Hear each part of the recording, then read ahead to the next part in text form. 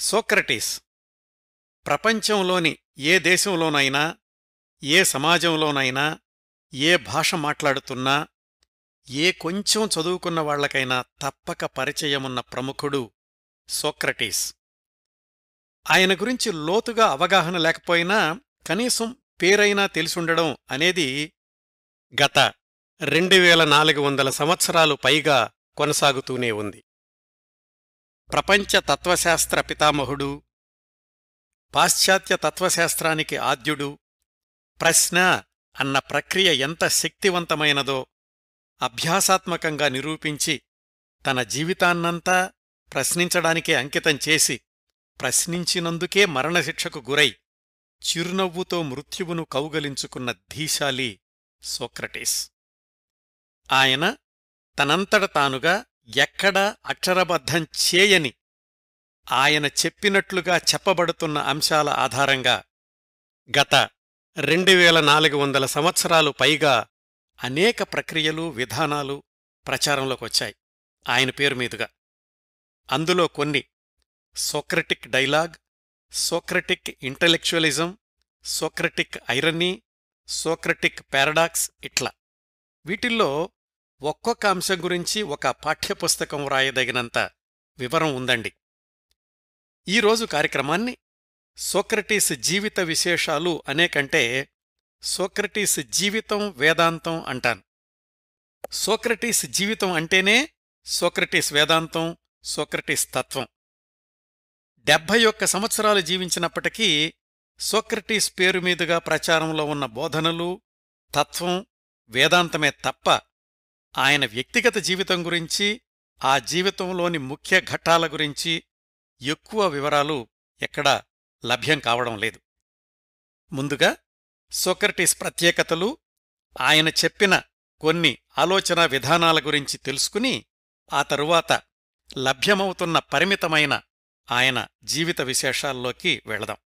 Socrates ప్రపంచ ప్రఖ్యాత తత్వశాస్త్రవేత్తగా పరిగణించబడుతున్నప్పటికీ ఆయన తన జీవితకాలంలో ఒక్క పుస్తకం కూడా ప్రచురించలేదు, అసలు ఒక్క అక్షరం ముక్క కూడా వ్రాయలేదు, ప్రవచనాలు చెప్పలేదు, బోధనలు చెయ్యలేదు, విద్యాలయాలు నడపలేదు, తాను గురువుని అని చెప్పుకోలేదు, ఎవర్నీ తన శిష్యరికం చెయ్యమని అడగలేదు. అయినా కాని ఇప్పటికీ, అంటే ఆయన మరణించిన 2400 సంవత్సరాల తర్వాత కూడా అత్యంత మేధావిగా, మార్మిక జీవన గీతానికి భాష్యకారుడిగా, మనల్ని మనకి తెలియచేసే జ్ఞానదీపంగా కీర్తించబడుతున్నాడు, కీర్తించబడుతూనే ఉన్నాడు. మరి ఆయన వ్రాయకపోతే, ఆయనేమి బోధించకపోతే, ఆయన పేరు మీదుగా శతాబ్దాలుగా ప్రచారంలో ఉన్న బోధనల నీతి సూత్రాల మాటేమిటి? అవన్నీ ఎక్కడ్నుంచి వచ్చాయి అంటే అదే సోక్రటీస్ జీవన విధానంలోని ప్రత్యేక కోణం. సోక్రటీస్ ఎవర్నీ తన శిష్యులుగా ఉండమని అడగకపోయినా ఆయన చుట్టూ ఒక శిష్య బృందం ఉండేది ఎప్పుడు. ఆయన తనకి తాను గురువును అని చెప్పుకోకపోయినా మీరే మా గురువు అనుకున్న గాఢమైన శిష్యుల్లో ముఖ్యులు తరువాతి కాలంలో తత్వవేత్త ప్లేటో, చరిత్రకారుడు జెనోఫాన్, హాస్య నాటక రచయిత అరిస్టోఫాన్స్ మొదలైనవాళ్లు. ప్లేటో శిష్యుడు అరిస్టాటిల్ కూడా. వీళ్లందరూ సోక్రటీస్ గురించి ఏమీ వ్రాసి ఉండకపోతే సోక్రటీస్ అన్న పేరే చరిత్రపుటల్లో ఉండేది కాదు. ఈ శిష్యుల రచనల వల్లే ఇన్ని వేల సంవత్సరాల తర్వాత కూడా సోక్రటీస్ చరిత్రపుటల్లో శాశ్వత స్థానం సంపాదించుకున్నాడు. చరిత్రపుటల్ని పరిశీలిస్తే సాధారణంగా ప్రవక్తలు, బోధకులు, తత్వవేత్తలు వీళ్లందరూ ప్రపంచంలోని పలు దేశాల్లోనూ లేదా తన దేశంలోని పలు ప్రాంతాల్లోనూ పర్యటించి తమ భావాల గురించి, తాము ప్రతిపాదిస్తున్న సిద్ధాంతాల గురించి ప్రచారం చేసుకుంటూ ఉంటారు. ఉన్న ఊళ్ళోనే కూర్చుని పేరు తెచ్చుకున్న తత్వవేత్తలు, బోధకులు అతి తక్కువగా కనిపిస్తారు మనకి చరిత్రలో. అలాంటి వాళ్లల్లో ప్రథమ పంక్తిలో పరిగణించదగిన మేధావి సోక్రటీస్. తన జీవితకాలంలో యుద్ధంలో సైనికుడిగా సేవలందించిన కొద్ది సంవత్సరాలు తప్ప తాను పుట్టి పెరిగిన ఏథెన్స్ నగరం నుంచి అడుగు బయట పెట్టలేదు. అక్కడే పుట్టాడు, అక్కడే పెరిగాడు, అక్కడ ఉన్న మనుష్యులతోనే మాట్లాడాడు, అక్కడే మరణించాడు. ప్రపంచంలోని ఇతర దేశాలే కాదు, గ్రీకు రాజ్యంలోని ఇతర రాష్ట్రాల ఇతర ప్రాంతాల వాళ్లు కూడా తమ జీవితకాలంలో ఎప్పుడూ సోక్రటీసును కలుసుకోలేదు, ఆయన్ని చూడలేదు. 71 సంవత్సరాల జీవితకాలంలో ఊరు విడిచి వెళ్లనివాడు, పీఠాలు స్థాపించనివాడు, తానొక గురువునని మేధావినని ఎప్పుడూ ప్రకటించుకోనివాడు, ఒక్క వాక్యాన్ని కూడా తనకి తానుగా అక్షరబద్ధం చేయనివాడు 2400 సంవత్సరాలు పైగా ప్రపంచాన్ని ప్రభావితం చేస్తున్నాడు. That is Socrates. ప్రపంచాన్ని ప్రశ్నించడం వల్లనే పాఠాలు నేర్చుకుంటాము అని ప్రకటించి పఠించి పాటించిన విలక్షణ వేదాంతి సోక్రటీస్. సోక్రటీస్ అలా అన్నాడు, సోక్రటీస్ ఇలా అన్నాడు, సోక్రటీస్ ఇలా బోధించాడు అని మీరు ఇప్పుడు ఎక్కడ చదివినా ఎక్కడ విన్నా అవన్నీ సోక్రటీస్ స్వయంగా చెప్పినవి కాదు, ఆయన ప్రసంగాలు రికార్డు చేసినవి కాదు. వాటిల్లోని ప్రతి అక్షరం ఆయన చెప్పినట్లుగా ఆయన శిష్యులు గ్రంథస్థం చేసినవే. వాటి ప్రకారం సోక్రటీస్ బోధనల్లో, ఆలోచన విధానాల్లో కొన్ని ఆసక్తికరమైన అంశాల గురించి చెప్తాను. ముందుగా, తనకేమీ తెలీదు అని తెలుసుకున్నవాడే నిజమైన మేధావి అన్నాడు సోక్రటీస్. దీన్ని కొంచెం వివరంగా చూద్దాం. నాకేమీ తెలీదు అనుకోవడంలో వినయం కనిపిస్తుంది, ఇంకా నేర్చుకోవాలి అన్న తపన కనిపిస్తుంది, కొత్త భావాలకు కిటికీలు తెరిచినట్లవుతుంది. నాకు తెలుసులేవోయ్, నేను చాలా చదువుకున్నాను, నాలాంటి మేధావిని నువ్వెప్పుడు చూసుండవు, ఇలాంటి భావాలు అహంభావాన్ని, అతిశయాన్ని ప్రతిబింబిస్తాయి. నాకంతా తెలుసు అనుకుంటే ఇంకా కొత్త విషయాలు నేర్చుకోవాలి అన్న ఆసక్తి ఎందుకుంటుంది? అందుకే అంటాడు సోక్రటీస్, నాకేమీ తెలీదు అనుకున్నవాడే నిజమైన జ్ఞాని అని. సోక్రటీస్ బోధనల్లో ఇంకోటి, పరీక్షించని, విశ్లేషించని, ఆత్మవిమర్శ చేసుకోని జీవితానికి అర్థం లేదు, అలాంటి జీవితాన్ని జీవించడం కూడా వ్యర్థం. దీన్ని కాస్త వివరంగా చూద్దాం. ప్రతి మనిషి తన జీవితాన్ని, అంటే తాను చేసే పనుల్ని, తన స్వభావాన్ని, అవి ఇతరుల మీద, పరిసరాల మీద కలిగించే ప్రభావాన్ని తరచూ విశ్లేషించుకుంటూ ఉండాలి, ఆత్మవిమర్శ చేసుకుంటూ ఉండాలి. అలాంటప్పుడే జీవితానికి ఒక అర్థం సమకూరుతుంది. ఇంత వివరంగా సోక్రటీస్ చెప్పకపోయినా ఆయన బోధించిన ఒక్క వాక్యంలో ఇంత అర్థం ఉందండి. సోక్రటీస్ చెప్పిన మరొక భావం, నేను ఎవ్వళ్ళకీ ఏదీ బోధించను, బోధించలేను కూడా, వాళ్లల్లో ఆలోచనల్ని ప్రేరేపిస్తానంతే.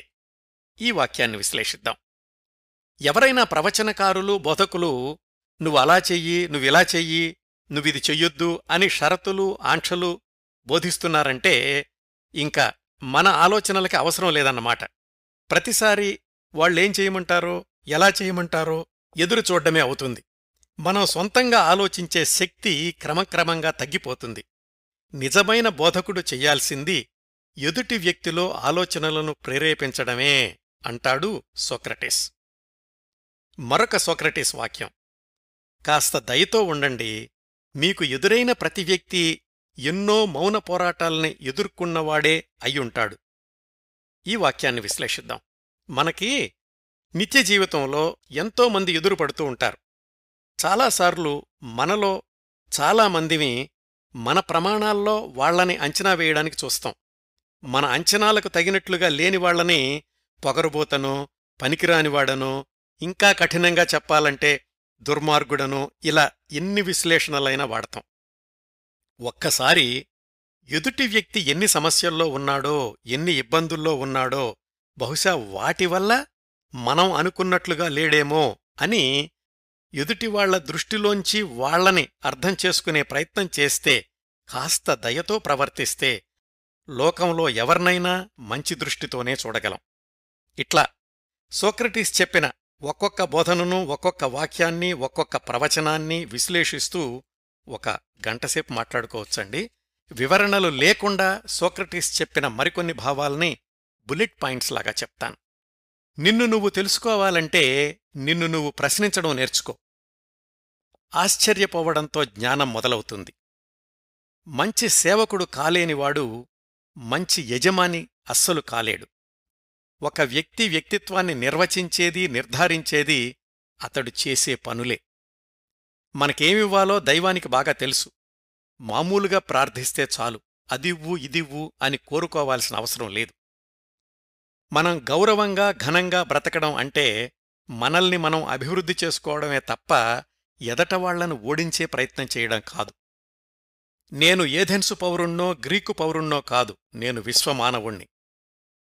ప్రపంచాన్ని కదిలించాలంటే ముందు మనం కదలాలి, ప్రపంచాన్ని మార్చాలంటే ముందు మనం మారాలి. సంతృప్తి అనేది సహజమైన సంపద. విలాసవంతమైన జీవితం అంటే కృత్రిమ పేదరికం. సంతోషానికి మూలసూత్రం ఎక్కువ సంపాదించడం కాదు, ఉన్నదాన్ని ఆనందించడం. ఆర్జించిన విజ్ఞానమే అసలైన సంపద. నిజమైన మేధావి కొత్త భావాల గురించి మాట్లాడతాడు. మామూలు వ్యక్తులు సంఘటనల గురించి చర్చిస్తారు, బలహీనులు మాత్రమే ఇతరుల గురించి మాట్లాడతారు. జీవితంలో పెళ్ళి అనేది తప్పనిసరి ప్రక్రియ. మంచి భార్య దొరికితే నువ్వు అదృష్టవంతుడు అవుతావు, లేకపోయినా పర్వాలేదు, నువ్వు వేదాంతివవుతావు. నిజమైన మార్పు అనేది పురాతన భావాలతో పోరాటం చెయ్యటం వల్ల రాదు, కొత్త భావాలను నిర్మించుకోవడం వల్లనే వస్తుంది. ఇలా అండి, వీటన్నింటినీ విశ్లేషిస్తే ఈ ప్రపంచ చరిత్రలో మొట్టమొదటి వ్యక్తిత్వ వికాస నిపుణుడు సోక్రటీస్ అనడంలో ఏమాత్రం అతిశయోక్తి కనిపించదు. ఇట్లా సోక్రటీస్ భావాలుగా, ఆలోచనలుగా చెప్పబడుతున్న వాక్యాలు వందలాది ఉన్నాయండి. ఇవి అతి పురాతనమైనవి కాబట్టి సహజంగానే ఇన్ని వేల సంవత్సరాల్లో అనేక రూపాంతరాలు, మార్పులు, చేర్పులు జరిగుండొచ్చు. అట్లాగే వీటిల్లో చాలా వరకు ఇతర ప్రవక్తల బోధనల్లో, నీతిసూక్తుల్లో, మత గ్రంథాల్లో కనిపించొచ్చు. ఒకటి మాత్రం మనం గుర్తుపెట్టుకోవాలి, ఇవన్నీ 2700 సంవత్సరాల క్రిందట సోక్రటీస్ చెప్పినవి అని. ఇదండి సోక్రటీస్ గురించి నేను చెప్దామనుకున్న ఉపోద్ఘాతం. అందుబాటులో ఉన్న ఆయన జీవిత విశేషాల గురించి మాట్లాడుకోబోయే ముందు ఈ కార్యక్రమం కోసం నేను సంప్రదించిన పుస్తకాల జాబితా చెప్తాను. సోక్రటీస్ గురించి అతిశయోక్తి లేకుండా వివిధ భాషల్లో వేలాది పుస్తకాలున్నాయి. చాలా వాటికి ఇంగ్లీషు అనువాదాలు కూడా వందలాది ఉన్నాయి. వాటన్నింటికీ ఆధారం సోక్రటీస్ శిష్యులు, ముఖ్యంగా ప్లేటో వ్రాసిన పుస్తకాలు. అయితే సహజంగానే ఇన్ని వేల సంవత్సరాల్లో, ముఖ్యంగా గత 100 సంవత్సరాల్లో సోక్రటీస్ గురించే వచ్చిన పుస్తకాల్లో చాలా రూపాంతరాలు, వేరియేషన్సు ఉన్నాయి. నేను ఈ కార్యక్రమం కోసం 100 సంవత్సరాల క్రిందటి పుస్తకాలను ప్రామాణికంగా తీసుకుంటున్నాను.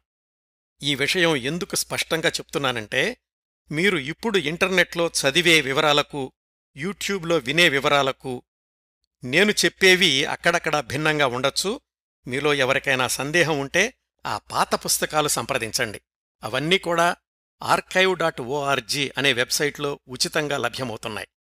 వాటిల్లో నేను పరిశీలించిన పుస్తకాలు 100 గ్రేట్ లైవ్స్ 1945లో ప్రచురితం, రచయిత John Allen. Socrates by J T. Forbes, published in 1905. Socrates master of life by William Ellery Leonard, published in 1915. Trial and death of Socrates by Lloyd E. Smith, published in 1924. Trial and death of Socrates, F J. Church, published sometime in early 1900s. The death of Socrates stage drama by Laurence Housman, published in 1925. వీటిల్లో నుంచి సేకరించిన అంశాల్ని ఒక క్రమపద్ధతిలో అమర్చి మనదైన కథనంతో ఈ కార్యక్రమాన్ని మీ ముందుకు తీసుకొస్తున్నాను. ఇంకా వివరాల్లోకి వెళదాం. మన కార్యక్రమాల్లో ఎవరి గురించి మాట్లాడుకున్నా ముందుగా వాళ్లు జీవించిన ప్రదేశానికి, కాలానికి, కాలయంత్రంలో ప్రయాణిస్తాం కదా. అలాగే ఈరోజు సోక్రటీస్ గురించిన వివరాలు తెలుసుకోవడానికి సుమారుగా 2700 సంవత్సరాలు వెనక్కి, అంటే క్రీస్తుపూర్వం కాలానికి గ్రీసు దేశానికి వెళ్ళాలి. అప్పట్లో గ్రీసు దేశంలోని వివిధ రాష్ట్రాలు స్వయం ప్రతిపత్తి కలిగి ఉండేవి. అంటే ఏ రాష్ట్రానికి ఆ రాష్ట్రమే సొంత పరిపాలన, సొంత రాజ్యాంగం, సొంత సైన్యం, సొంత చట్టాలు ఇలా ఉండేది. ఆ క్రమంలో ఒక్కొక్క రాష్ట్రం తన ఆధిపత్యాన్ని నిరూపించుకోవడానికి, తమ ప్రభావాన్ని విస్తరించడానికి పక్క రాష్ట్రాలతో విభేదాలు, పోరాటాలు, యుద్ధాలు కూడా చేస్తుండేది. ఈ నేపథ్యంలో ఆనాటి గ్రీస్ దేశంలో అత్యంత శక్తివంతమైన రాష్ట్రం లేదా ఒక చిన్న రాజ్యం అనుకోవచ్చు ఏథెన్స్. అది పట్టణం, రాష్ట్రం కూడా. స్పార్టా, కొరింత్, ఆర్గోస్ మొదలైనవి ఇతర రాష్ట్రాలు. క్రీస్తుపూర్వం 400-300 సంవత్సరాల్ని ఏథెన్స్కి స్వర్ణయుగంగా అంటారు.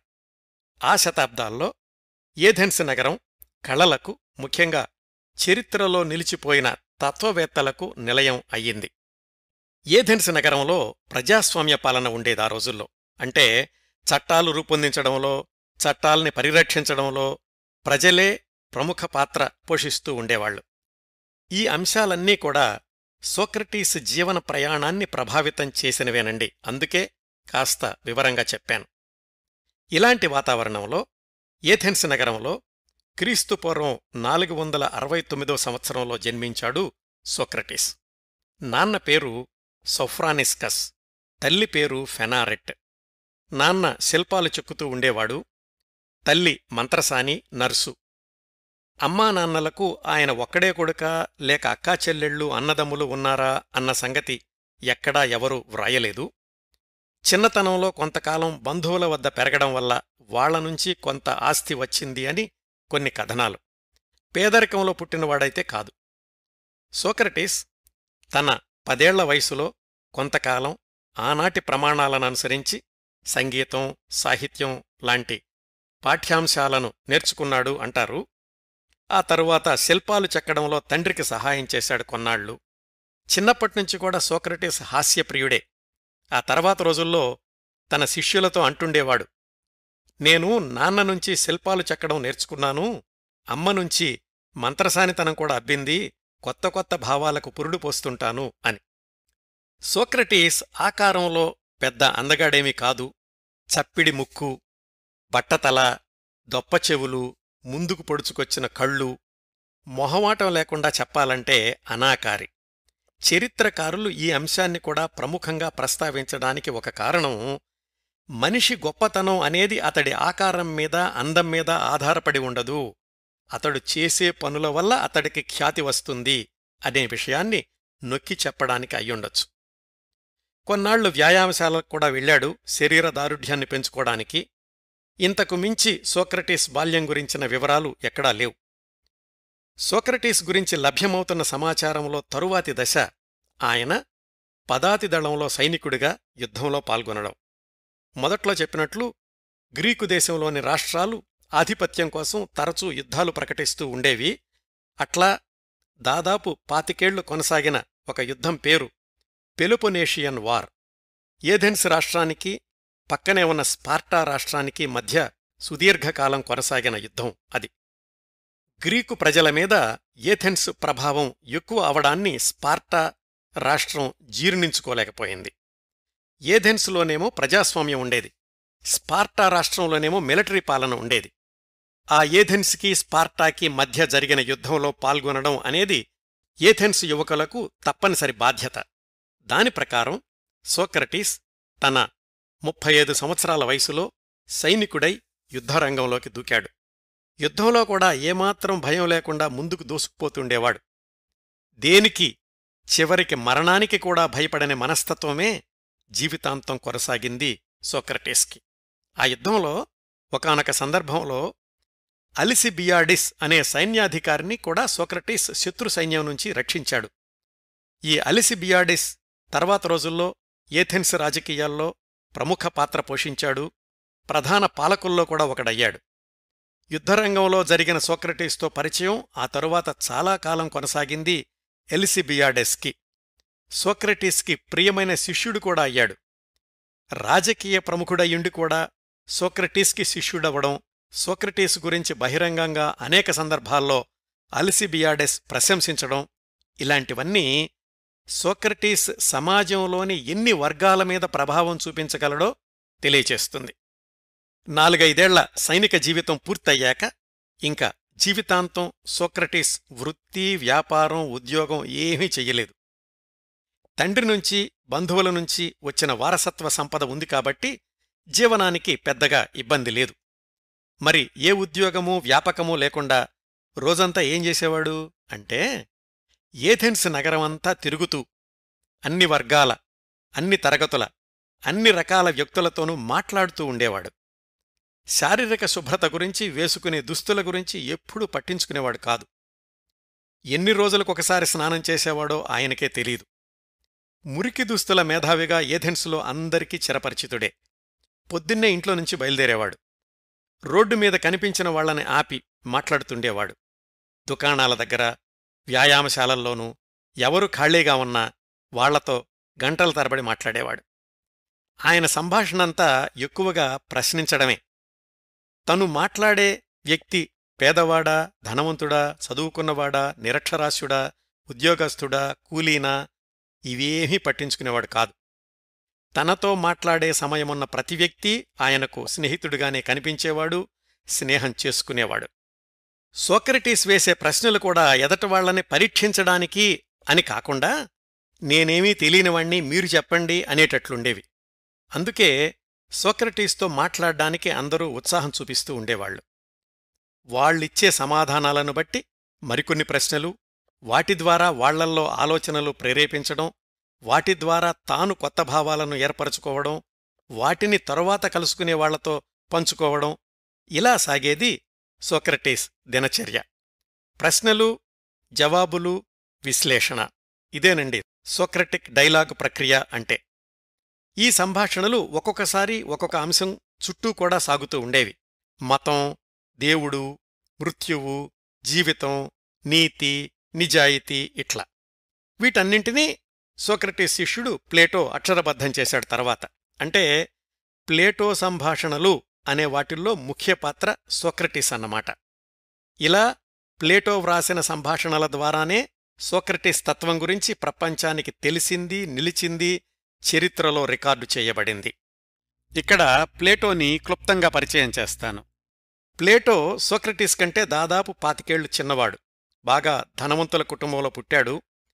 తండ్రికి ఉన్న పరిచయంతో ముందుగా రాజకీయాల్లోకి వెళదామనుకున్నాడు. కానీ సోక్రటీస్ పరిచయం తర్వాత దారి మార్చుకుని తాత్వికతను తన జీవన మార్గం చేసుకున్నాడు. సోక్రటీస్ను ఎప్పుడూ అంటిపెట్టుకుని ఉండే శిష్యుల్లో ప్రధానమైనవాడు ప్లేటో.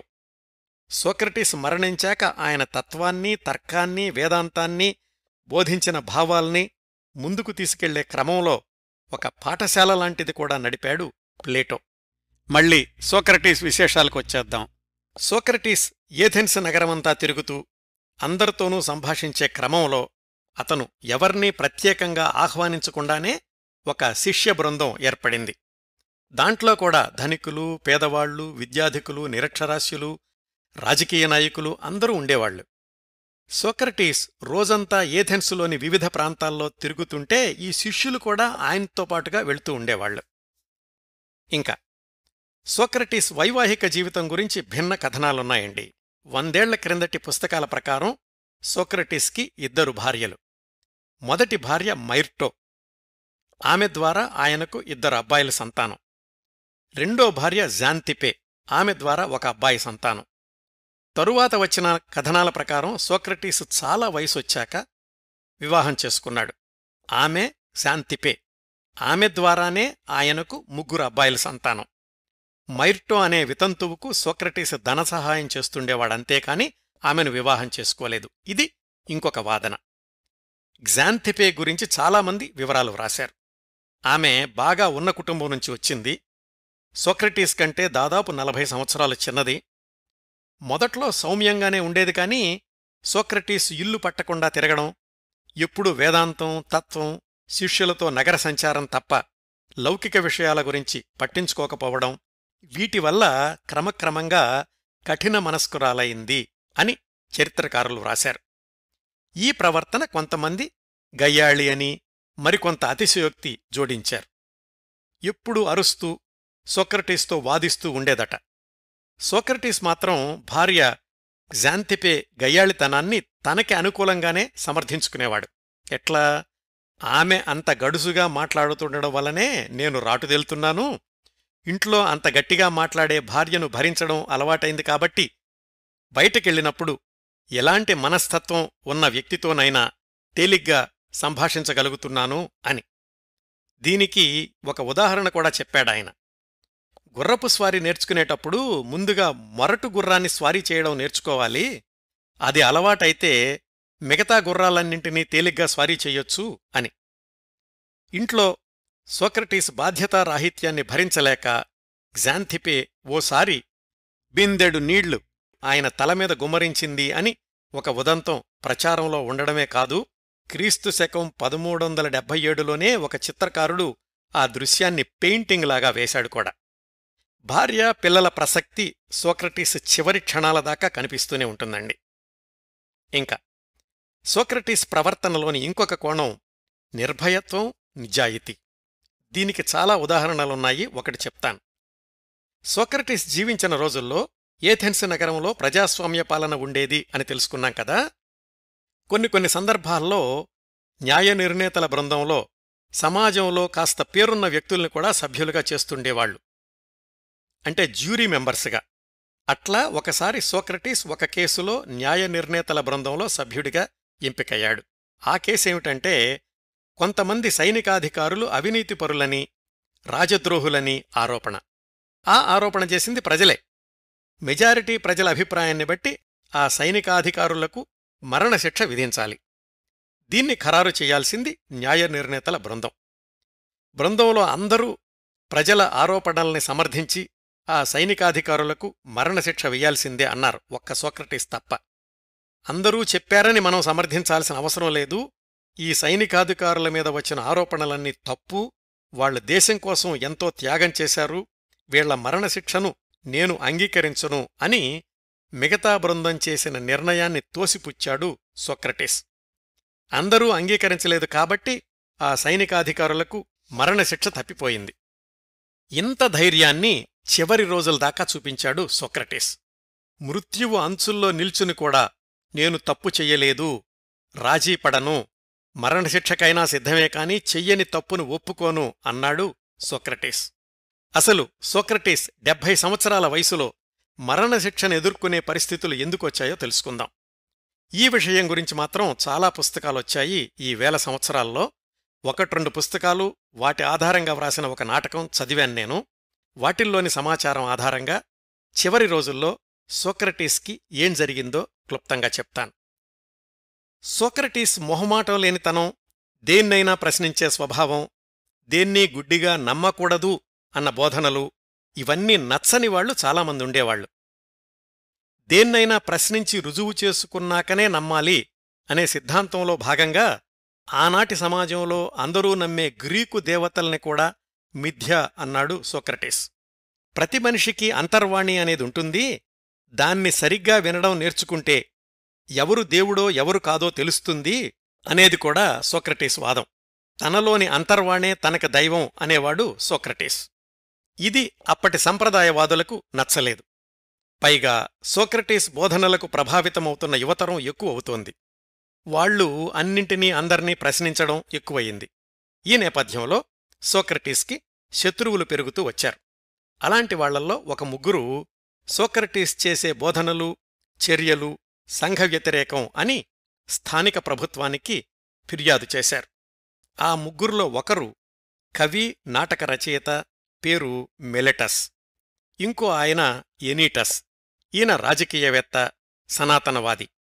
సోక్రటీస్ మీద ఫిర్యాదు చేసిన మూడో వ్యక్తి లైకన్. ఈయన పెద్ద పేరున్నవాడు కాదు కాని మిగతా ఇద్దరినీ సమర్థిస్తూ సోక్రటీస్ని విచారించాలి అన్న ఫిర్యాదుకి మద్దతునిచ్చాడు. సోక్రటీస్ గురించి వీళ్ల ప్రధానమైన అభియోగాలేమిటంటే, 1. సోక్రటీస్ గ్రీకు పురాణాల్లోని దేవుళ్లని నమ్మడం లేదు, నమ్మొద్దు అని ప్రచారం చేస్తున్నాడు కూడా. 2. తనకంటూ సొంత దేవుడున్నాడు అని చెప్పుకుంటున్నాడు. 3.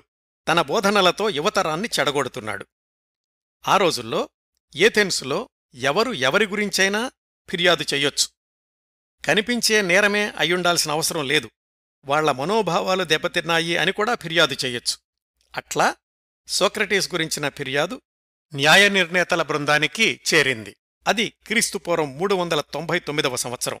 సోక్రటీస్ వయసు 70-71 సంవత్సరాలు. ఆ న్యాయ నిర్ణేతల బృందం సోక్రటీస్ని న్యాయస్థానానికి పిలిపించారు. దేనికి చెలించని స్థితప్రజ్ఞుడైన సోక్రటీస్ రోజూ మామూలుగా బయటికెళ్లినట్లే అతి సాధారణంగా ఏమాత్రం బెదురు, భయం, కంగారు లేకుండా కోర్టుకి హాజరయ్యాడు. న్యాయ నిర్ణేతల బృందం ఆయన మీద ఉన్న అభియోగాల్ని చదివి వినిపించింది. ఆ అభియోగాల మీద చర్చ జరిగింది. న్యాయస్థానానికి హాజరైన వాళ్లల్లో కొంతమంది అభియోగాలు సరైనవే, సోక్రటీస్ శిక్షార్హుడు అన్నారు. మరికొంతమంది ఈ అభియోగాల్లో నిజం లేదు, సోక్రటీస్ నిరపరాధి అన్నారు. న్యాయ నిర్ణేతల బృందం సోక్రటీస్ని సమాధానం చెప్పమన్నారు. ఆ రోజుల్లో ఏథెన్సులో గొప్ప వక్త లైసియస్ అనే ప్రముఖుడు. ఆయన సోక్రటీస్కి శిష్యుడు కూడా. సోక్రటీస్ తనని తాను ఎలా సమర్థించుకోవాలో ఒక ఉపన్యాసం కూడా రాసిచ్చాడు. సోక్రటీస్ దాన్ని చదివి నవ్వుతూ లైసియస్కి తిరిగిచ్చేశాడు.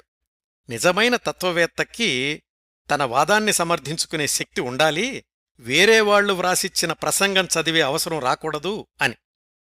నా తరఫున నేనే వాదించుకుంటాను అని ఒక ప్రసంగం చేశాడు. ఈ ప్రసంగం చరిత్రలో చాలా ప్రముఖంగా నిలిచిపోయింది. ప్లేటో వ్రాసిన అపాలజీ అనే పుస్తకంలో దీని పూర్తి పాఠం ఉంది. దాని సారాంశాన్ని క్లుప్తంగా చెప్తాను. నేను అడిగే ప్రశ్నలు, చేస్తున్న బోధనలు ఏథెన్సు సమాజానికి మేలు చేసేవే తప్ప మీరంటున్నట్లు కీడు చేసేవి కాదు. మనిషిలోని ఆలోచనాశక్తికి పదును పెట్టమని చెప్పడం నేరం ఎలా అవుతుంది?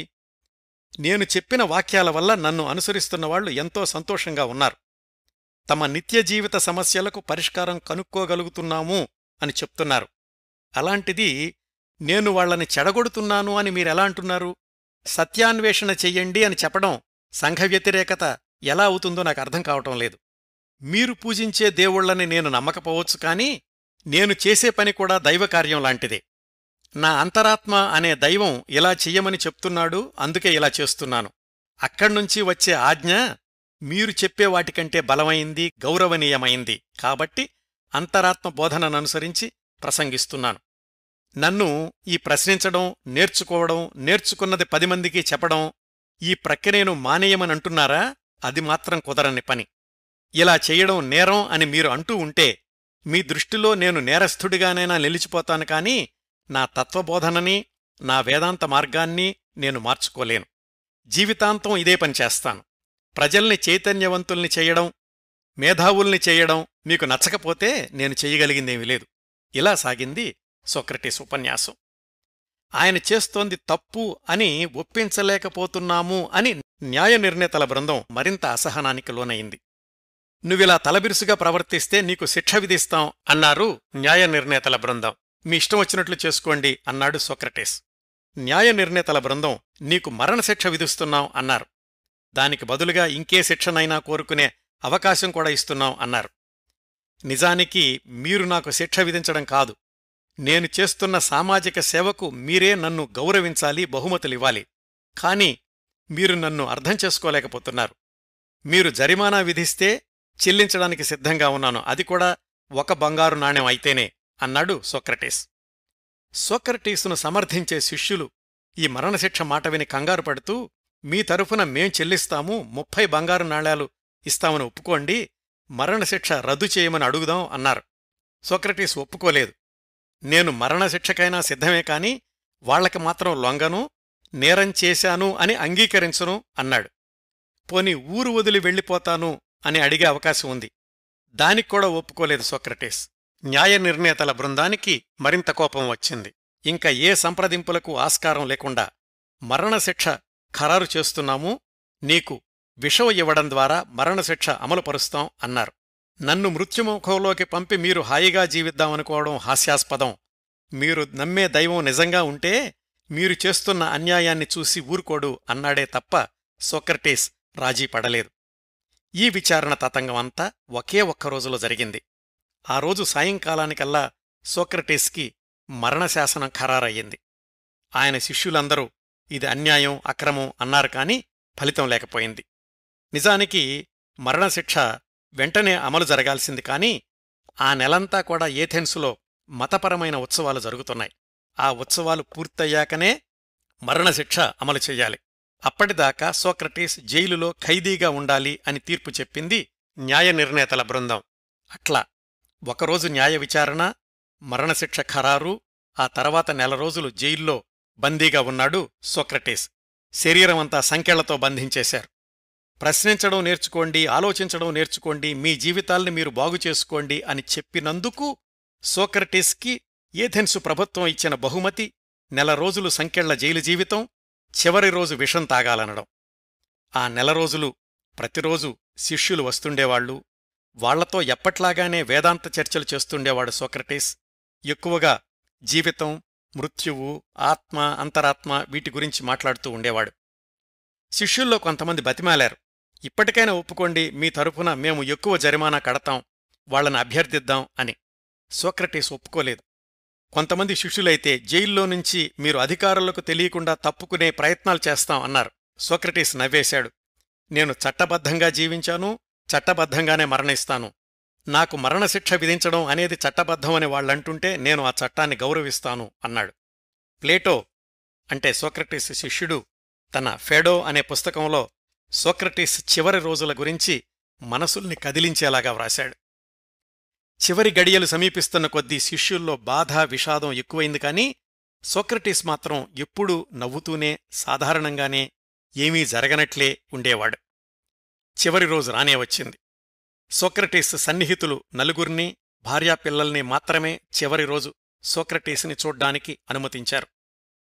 పొద్దున్నే సోక్రటీస్ శరీరానికున్న సంకెళ్లు తొలగించారు. మిత్రులు క్రిటో, సిమ్మయాస్, సెబెస్, ఫెడో వచ్చారు. మామూలుగానే వాళ్లతోటి హుషారుగా సంభాషించడం మొదలుపెట్టాడు సోక్రటీస్. మర్నాటికి తానుండనని తెలుసు. తాను ఇన్నాళ్లూ చేస్తూ వస్తున్న సత్యశోధనా యజ్ఞాన్ని కొనసాగించమని మిత్రులకు చెప్పాడు. ప్రజల్ని చైతన్యవంతుల్ని చేసే ప్రయత్నాన్ని ఎప్పుడూ ఆపకండి అన్నాడు. కాస్త పొద్దెక్కాక భార్య, చిన్న కొడుకు వచ్చారు. సోక్రటీస్ చాలా వయసొచ్చాక పెళ్లి చేసుకున్నాడు అని తెలుసుకున్నాం కదా, ఆ చిన్నపిల్లడు ఇంకా చాలా చిన్నపిల్లవాడే. ఎందుకీ పరిస్థితి వచ్చింది, రేపటికి మీరుండరా, మిమ్మల్ని మేం కలుసుకునే చివరి క్షణాలు ఇవేనా అంటూ భోరున ఏడ్చింది భార్య. చిన్న కొడుక్కైతే ఏం జరుగుతోందో, ఏం జరగబోతోందో తెలిసి తెలియని వయసు. భార్యా కొడుకుని చూసిన సోక్రటీస్ భార్యను ఓదార్చడానికి ప్రయత్నించాడు. ఇంకా నువ్విక్కడ ఉండడం మంచిది కాదు, కుర్రాడు కూడా భయపడతాడు, ఇంటికి వెళ్ళండి అన్నాడు సోక్రటీస్. మిత్రుడు క్రిటో వైపు చూసి దయచేసి వీళ్ళిద్దరినీ ఇంటికి పంపించే ఏర్పాటు చేయండి అని చెప్పాడు. వాళ్ళిద్దరూ అంటే భార్యా కొడుకు సోక్రటీస్ని వదిలి వెళ్లలేక వెళ్ళిపోయారు. మరొక 24 గంటల్లో సోక్రటీస్ భౌతికంగా ఈ నేలమీద ఉండడు అని వాళ్లకి తెలుసు. వాళ్లు వెళ్ళాక కాళ్ళు చేతులు నిమురుకున్నాడు, ఇన్నాళ్లూ ఉన్న సంకెళ్ల గుర్తుల మీద. ఎప్పట్లాగే పడకమీద కూర్చుని ఏమీ జరగనట్లే మిత్రులతో సంభాషణ కొనసాగించాడు. సాయంకాలం అయింది. వాళ్లనక్కడే ఉండమని చెప్పి తనెళ్ళి స్నానం చేసొచ్చాడు. సూర్యాస్తమయం తర్వాతనే మరణశిక్ష అమలు జరగాలి, అంటే సోక్రటీస్కి విషం ఇస్తారన్నమాట. మిత్రుల్ని మీరింక వెళ్ళిపోండి అన్నాడు. వాళ్లు వినలేదు. మేమూ ఉంటాం అన్నారు. ఈలోగా మరణశిక్ష అమలు చేయాల్సిన అధికారి వచ్చాడు. అతడి చేతిలో విషం పాత్ర ఉంది. దయచేసి నామీద కోపం తెచ్చుకోకండి, నా బాధ్యత నేను నెరవేర్చాలి అని గద్గద స్వరంతో సోక్రటీస్కి చెప్పి పక్కకు తిరిగి భోరుమన్నాడు ఆ అధికారి. సూర్యాస్తమయానికి ఇంకా సమయం ఉంది కదా అన్నాడు సోక్రటీస్ మిత్రుడు క్రిటో. సోక్రటీస్ నవ్వాడు. ఏం పర్వాలేదు, కొద్ది క్షణాల తర్వాతైనా జరగాల్సిన పని ఇదే కదా, ఇటివ్వండి అని ఆ అధికారి దగ్గర్నుంచి విషం పాత్ర తీసుకున్నాడు. కొంత భాగం దేవతలకు ఆర్ఘ్యమిచ్చినట్లుగా చేశాడు. మిగతా విషమంతా ఒక్క గుక్కలో తాగేశాడు. ఆయన విషం తాగుతున్నంతసేపు మిత్రులు నలుగురూ ఆయన చుట్టూనే ఉన్నారు. ఒక్కసారిగా వాళ్లు బావురుమన్నారు. సోక్రటీస్ సంయమనంతో, అయ్యో మీరిలా ఏడుస్తున్నారా, ఇలాంటి పరిస్థితి రాకూడదనే భార్యను పిల్లణ్ణి పంపించేశాను, మీరైనా ధైర్యవంతులు అనే ఉద్దేశంతోనే మీరు ఉండడానికి అనుమతించాను. కన్నీళ్లొద్దు, దుఃఖం వద్దు, బాధపడొద్దు, నేను నీతిగా జీవించాను, నీతిగానే వెళ్ళిపోతున్నాను, మౌనంగా ఉండండి, నేను లేనితనానికి అలవాటు పడండి అన్నాడు సోక్రటీస్. విషం ఇచ్చిన అధికారి సోక్రటీస్ని అటు ఇటు నడవమని చెప్పాడు. అలా చేస్తే విషం నెమ్మది నెమ్మదిగా శరీరమంతా పాకుతుంది. ఎప్పుడైతే మీరు నడవలేకపోతారో అప్పుడు పడకమీద పడుకోండి, మీ కాళ్ళు నేను నొక్కుతూ ఉంటాను, ఎప్పుడు మీకు స్పర్శ తెలీదో అప్పుడు మీరు నిష్క్రమించినట్లే అని జరగబోయే క్షణాల గురించి వివరించాడు ఆ అధికారి. సోక్రటీస్ నెమ్మదిగా అటు ఇటూ నడవడం ప్రారంభించాడు. మిత్రులు కూడా ఆయన వెంటే. జైలు గదిలోనే ఒకవైపు నుంచి ఇంకొక వైపుకు తిరిగినప్పుడల్లా ఒక్కొక్క మిత్రుణ్ణి భుజం తట్టి, సంభాషించడం కొనసాగించాడు. కొద్ది క్షణాలే. ఇంక నడవలేకపోయాడు. పక్కమీదకి చేరాడు. శరీరమంతా మొద్దుబారుతున్న భావన. పడుకున్నాడు. జైలు అధికారి అక్కడికి చేరి సోక్రటీస్ కాళ్లు నొక్కడం మొదలుపెట్టాడు. సోక్రటీస్ని మాట్లాడుతూ ఉండమన్నాడు. ఆ స్థితిలో కూడా సోక్రటీస్ మిత్రుడితో చెప్పిన చివరి వాక్యం, నేను దేవుడికో కోడిపుంజివ్వాలి, ఆ బాకీ తీర్చేశాయి అన్నాడు నవ్వుతూ. చివరి క్షణంలో కూడా తాను నవ్వుతూ వాళ్లని నవ్వించాలి అని ప్రయత్నించాడు. జైలు అధికారి ఇంకా స్పర్శ తెలుస్తోందా అంటున్నాడు. అవును అవును అంటూనే కళ్ళు మూసేశాడు సోక్రటీస్.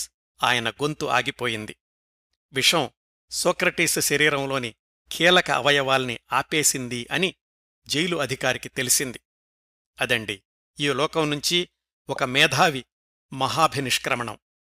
ఈ సన్నివేశానికి ప్లేటో వ్రాసిన ముగింపు వాక్యాలు. ఇది ఒక గురువు, ఒక మిత్రుడు, ఒక పరిపూర్ణ మానవుడు అస్తమించిన సమయం. మన జీవితకాలంలోనే మనం చూడగలిగిన అత్యంత మేధావి, నిజాయితీకి నిలువెత్తు దర్పణం, ప్రశ్నల ద్వారా ప్రపంచానికి పాఠాలు చెప్పిన నిజమైన బోధకుడు మనల్ని వదిలి వెళ్ళిపోయాడు అని. సోక్రటీస్ని సమాధి చేశాక ఏథెన్సు పౌరులు చాలామంది తమ తప్పు తెలుసుకున్నారు. పశ్చాత్తాపం లేని పొరపాటు చేశాము అని అర్థమైంది వాళ్లకి. సోక్రటీస్కి శిక్ష వేసిన న్యాయ బృందాన్ని చాలామంది సంఘ బహిష్కారం చేశారు. వాళ్లల్లో కొంతమంది ఉరేసుకుని చనిపోయారని కూడా కొంతమంది వ్రాశారు. ఆ తరువాత ఏథెన్సు పౌరులు సోక్రటీస్ విగ్రహాల్ని నగరమంతా ప్రతిష్ఠించారు. తత్వశాస్త్రాన్ని, వేదాంతాన్ని, తర్కాన్ని ఆకాశం నుంచి భూమ్మీదకి దించినవాడు సోక్రటీస్. అతి సాధారణమైన ప్రశ్నలతో, అందరికీ అర్థమయ్యే ఉదాహరణలతో ఎంతో నేర్చుకోవచ్చని, సత్యమైన జీవన విధానాలను ఎవరికి వాళ్లే తెలుసుకోవచ్చని నిరూపించిన వేదాంతి, తత్వవేత్త సోక్రటీస్. ఈ కార్యక్రమాన్ని ముగించబోయే ముందు ఇంకొక విషయం చెప్తాను. సోక్రటీస్ మరణించడానికి 2 గంటల ముందు జైలు కిటికీలోంచి బయటకు చూశాడని, అక్కడొక భిక్షగాడు ఏదో సంగీత పరికరం వాయిస్తూ అడుక్కుంటుంటే జైలరుకు చెప్పి అతన్ని పిలిపించుకున్నాడని, సోక్రటీస్ అరగంటలో ఆ వాయిద్యం నేర్చుకున్నాడని, మృత్యువు కొద్ది గంటల దూరంలో ఉండి కూడా నేర్చుకోవడం అనేది ఎంత ముఖ్యమో అభ్యాసాత్మకంగా సోక్రటీస్ చెప్పాడని ఒక కథనం ప్రచారంలో ఉంది. అయితే ఈ ఉదంతానికి చారిత్రక ఆధారాల్లేవు. ఆయన శిష్యులు వ్రాసిన ఏ పుస్తకంలోనూ ఈ ఉదంతం లేదు. తర్వాత రోజుల్లో ఎవరో ఎప్పుడో చేర్చి ఉండొచ్చు. అయినా మంచిని బోధించే సన్నివేశమే కాబట్టి సోక్రటీస్ పరంగా ఈ కథనాన్ని గుర్తుచేసుకోవడంలో తప్పులేదనుకోండి. అవండి సోక్రటీస్ గురించి మనకున్న సమయంలో నేను చెప్పగలిగినన్ని విశేషాలు. సోక్రటీస్ గురించి బోలెడన్ని పుస్తకాలు, యూట్యూబ్లో వీడియోలు ఉన్నాయి. ఆసక్తిగల శ్రోతలు వీటిని చదవండి, చూడండి, వినండి. ఈ ఎపిసోడ్ని ఇంతటితో ముగిస్తానండి. ఈ కార్యక్రమాలను ఆదరించి అభిమానిస్తున్న శ్రోతలందరకు హృదయపూర్వకంగా ధన్యవాదాలు తెలియచేస్తున్నాను. మళ్లీ వారం మరొక మంచి కార్యక్రమంతో కలుసుకుందాం. అంతవరకు నవ్వుతూ ఉండండి. మీ నవ్వులు 10 మందికి పంచండి. ప్రస్తుతానికి మీ వద్ద సెలవు తీసుకుంటోంది సదా మీ ఆదరాభిమానాలను కోరుకునే మీ కిరణ్ ప్రభ.